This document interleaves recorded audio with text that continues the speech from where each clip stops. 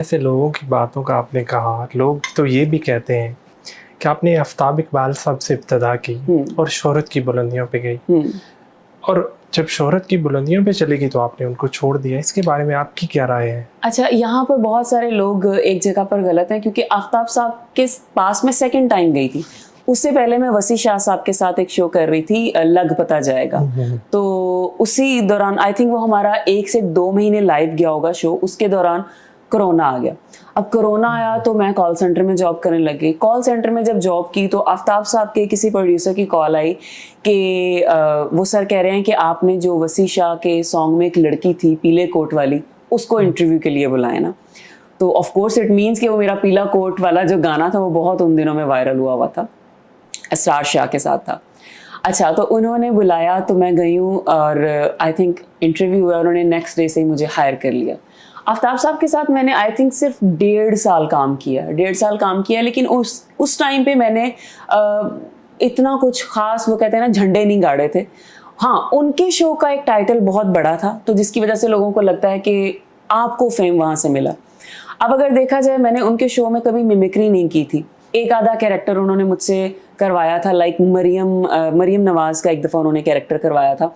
Mimicry में उन्हें भी नहीं पता था कि मैं मिमिक्री कर सकती हूँ, और बाय गॉड मुझे भी नहीं पता था कि मैं मिमिक्री कर सकती हूँ, और ना मैंने कभी की थी। हाँ, मैं एज ए उकाशा गुल काम कर रही थी।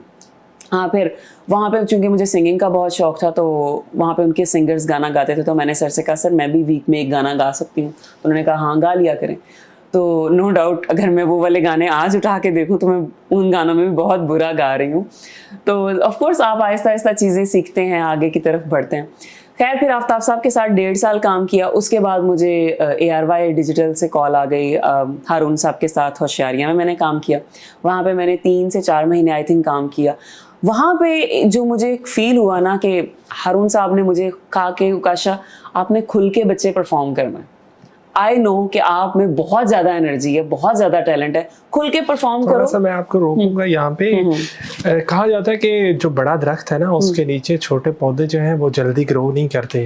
आफ़ताब साहब के प्रोग्राम में बेशुमार बड़े-बड़े नाम थे, लेकिन उन बड़े नामों के साथ काम करना प्रेशर डेफिनेटली होता है, बहुत सारी चीज़ों का ख्याल रखना पड़ता है। तो क्या सीन था? ये आपने बात बड़ी अच्छी की है कि बड़े दरख्त के नीचे छोटे पौधे वाकई नहीं ग्रो कर पाते। तो यही रीज़न थी कि जो हम जब तक वहाँ होते थे, वहाँ तब तक हम लिमिटेड होते थे। ऑफ कोर्स एक टीम भी बहुत बड़ी थी। एक मिसाल है कि आप देख लें, 10 लोग फ्लैंक्स पे बैठे हुए हैं और एक वो होस्ट हैं, तो 10 लोगों को 30 मिनट के प्रोग्राम में कितना टाइम मिलेगा? मतलब एक दिन तो ऐसा चला जाता था कि मुश्किल से सिर्फ इतनी बात लगती थी, ठीक है, ऐसे एपिसोड्स भी होते थे। तो कई दफ़ा पूरा आप 3-4 लाइनें बोल जाते थे।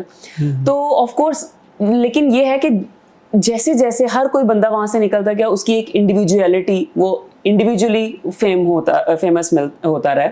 तो अगर देखा जाए तो हर कैरेक्टर जब वहाँ से निकला, उसने वाकई खुल के परफॉर्म किया है।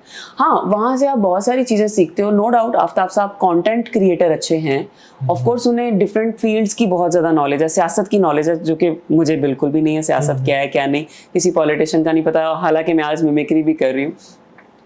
तो नो डाउट उनके पास नॉलेज बहुत है, वो पढ़े लिखे हैं। लेकिन ये है कि हाँ, वहाँ पे रहते हुए मुझे लगता है कि अगर मैं आज भी उधर होती तो आज इस तरह से मैं खुल के नहीं परफॉर्म कर पाती। हारून साहब ने मुझे फिर कहा, वहीं से बात शुरू करते हैं। हारून साहब ने कहा, उकाशा जो आपको आता है आपने बेटा खुल के कर देना है, हमें काटना पड़ा हम काट लेंगे। तो वो जब आपको एक आज़ादी मिल जाती है ना कि आप खुल के परफॉर्म करें, आप कर सकते हैं। तो मैंने बहुत खुल के परफॉर्म किया। उसके बाद फिर